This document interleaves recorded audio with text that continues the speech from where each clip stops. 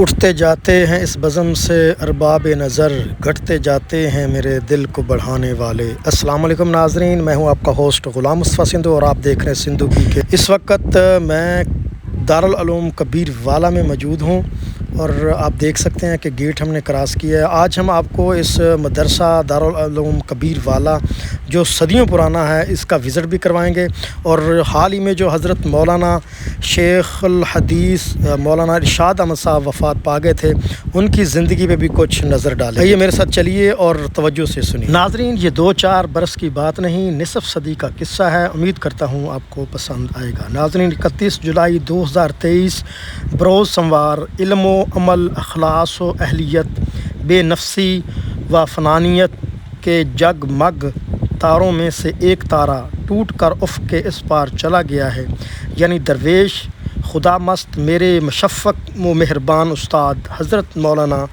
شیخ الحدیث جناب ارشاد احمد صاحب دارالعلوم عیدگاہ کبیر والا، جو کہ باقضاء الہی وفات پا گئے۔ آپ رحمت اللہ کی جدائی پر ہر چشم اشک بار، ہر قلب بے قرار، ہر محب مزدر اور ہر مسترشد غمگین و حزین ہے۔ کثیر بندگان خدا کی زندگیوں کو علم و عمل اور اخلاص و اخلاق کی سانچے میں ڈالنے والے بندہ خدا کی داستان حیات کا ایک ورق ایسا ہے جس میں حق تعالیٰ کی معرفت، سنت کی اتباع، علم و عمل کی جامعیت، اخلاص کی چاشنی، اخلاق کی مٹھاس اور آداب کی شیرینی اور پاکیزہ کردار کی خوشبو آپ کو ایک جگہ پر اکٹھی ملے گی۔ آپ کا نام ارشاد احمد ولد رحیم بخش ہے۔ جنوبی پنجاب کے گنجان آباد شہر ڈیرہ غازی خان کے ایک پسماندہ علاقے شادان لنڈ میں بستی شیر گڑھ میں 1955 کو پیدا ہوئے۔ ابتدائی تعلیم قریبی بستی کھوجی والا میں حاصل کی۔ 13 سال کی عمر میں قرآن کریم کے حفظ کی سعادت حاصل کی۔ عمر کے 14ویں سال جامع الحیات علوم مظفر گڑھ میں درس نظامی کی تعلیم شروع کی۔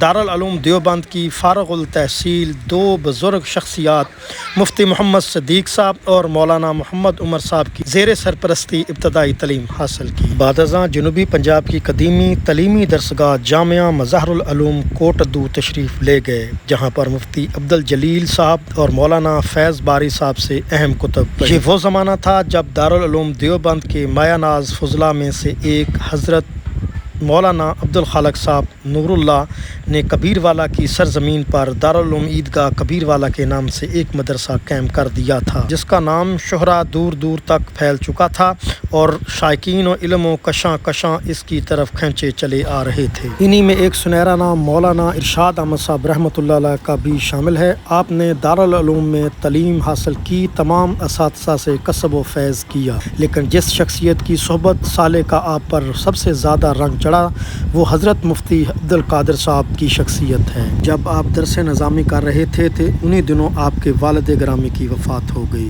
مجھے یاد ہے کبھی کبھی دوران سبق آپ فرمایا کرتے تھے کہ میں نے بہت تنگی کے حالات میں تعلیم حاصل کی، کٹھن حالات میں اپنے مسلح و مربی حضرت مفتی حضرت مولانا عبدالقادر نور اللہ مقدہ کی ہدایت کے مطابق تعلیم سفر جاری رکھا اور بالآخر 1979 کو دستار فضیلت حاصل کی۔ دارالعلوم کبیر والا کو پورے ملک کے دینی جامعات میں یہ اعزاز حاصل ہے کہ یہاں کے فضلاء اکثر و بیشتر شعبہ تدریس سے وابستہ ہوئے ہیں، جس کی بنیادی وجوہات اساتذہ کرام کا محنت سے پڑھانا اور مطالعہ و تکرار کا منظم ہونا ہے۔ استاد محترم نے بھی تعلیمی سفر کی آخری منزل پر پہنچ کر تدریسی سفر کی پہلی منزل کی طرف قدم بڑھایا۔ شورکوٹ کے قدیمی دینی ادارات جامعہ عثمانیہ میں اپنی تدریس کا آغاز کیا۔ عرصہ 3 سال تک یہاں پر ابتدائی درجات میں پڑھاتے رہے۔ 1982 میں اپنے مادر علمی دارالعلوم عیدگاہ کبیر والا میں تشریف لائے اور پھر یہیں کے ہو کر رہ گئے۔ اس میں کوئی دوسری رائے نہیں کہ آپ کی رحلت سے ملک بھر کے علمی و روحانی